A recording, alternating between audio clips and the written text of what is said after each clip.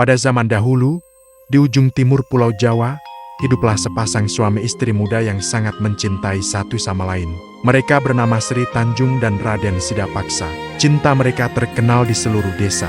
Banyak orang iri, tetapi banyak pula yang kagum akan kesetiaan mereka. Raden Sidapaksa adalah seorang prajurit kerajaan yang gagah. Ia jujur, disiplin, dan sangat mencintai istrinya. Sedangkan Sri Tanjung adalah perempuan lembut berhati baik, ramah kepada siapa saja, dan selalu tersenyum meski hidup sederhana. Namun, kebahagiaan mereka tidak berlangsung lama. Suatu hari, Raden Sidapaksa dipanggil ke istana oleh raja yang dikenal keras dan mudah marah. Di istana, ia mendapat tugas berat untuk menjaga perbatasan. Sri Tanjung mendukung suaminya dan berkata dengan suara tenang, "Aku akan menunggumu, Mas. Seberapa lama pun itu." Raden Sidapaksa tersenyum, "Dan aku akan kembali kepadamu. Seberapa jauh pun aku pergi." Kata-kata itu menjadi janji mereka berdua. Beberapa bulan berlalu, di perbatasan, Raden Sidapaksa menjalankan tugas dengan baik, hingga ia dipanggil kembali ke istana. Raja ingin menguji kesetiaan para prajuritnya, termasuk Sidapaksa. Namun raja memiliki niat tersembunyi. Ia sering mendengar tentang kecantikan Sri Tanjung, dan diam-diam ingin melihatnya. Saat Sidapaksa tiba di istana, raja memanggilnya dan bertanya, "Apakah benar istrimu begitu cantik dan setia?" Sidapaksa menjawab dengan bangga, "Benar, Baginda, ia adalah wanita yang paling kupercayai." Raja tersenyum kecil, tetapi senyuman itu mengandung rencana yang gelap. Ia ingin menguji apakah kesetiaan itu sungguh nyata, atau hanya kata-kata. Tanpa sepengetahuan Sidapaksa, raja pergi menyamar sebagai rakyat jelata dan mengunjungi rumah Sri Tanjung. Ia memuji, menggoda, bahkan mencoba memberikan hadiah berharga. Namun Sri Tanjung menolak dengan sopan, "Maaf, Tuan, aku sudah bersuami. Cintaku hanya untuk Raden Sidapaksa." Raja pulang dengan hati yang terusik.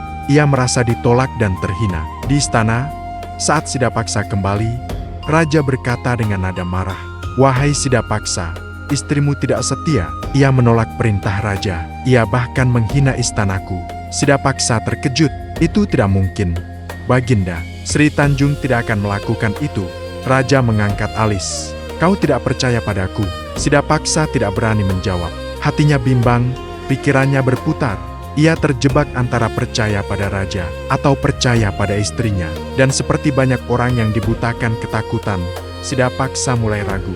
Setelah mendapat tekanan dari raja, Sidapaksa pulang ke rumah. Sri Tanjung menyambutnya dengan senyum. Tapi Sidapaksa tidak tersenyum balik. Wajahnya tegang, suaranya bergetar. "Benarkah kau menolak perintah raja?" Sri Tanjung terdiam sejenak. Ia tahu apa yang terjadi. Dengan suara lembut ia berkata, "Mas, aku menolak karena aku ingin menjaga kehormatanku. Tapi aku tidak pernah menghina raja." Namun keraguan sudah menutup pikiran Sidapaksa. Ia merasa dikhianati. Dengan suara keras ia berkata, "Kau berbohong." Sri Tanjung tersentak, tapi ia tidak marah. Ia hanya menatap suaminya dengan mata sedih. "Jika aku memang bersalah," katanya, "biarkan Tuhan yang menentukan." Dalam amarahnya, Sidapaksa membawa Sri Tanjung ke tepi sungai besar. Ia tidak lagi mendengar penjelasan istrinya. Ia hanya mendengar suara raja yang menuduh, menggema di dalam kepalanya. Di tepi sungai itu, Sri Tanjung berkata dengan suara lirih, "Mas, jika aku memang tidak bersalah, air sungai ini akan membuktikannya." Dengan hati yang telah dikuasai amarah, Sidapaksa mendorong Sri Tanjung ke sungai.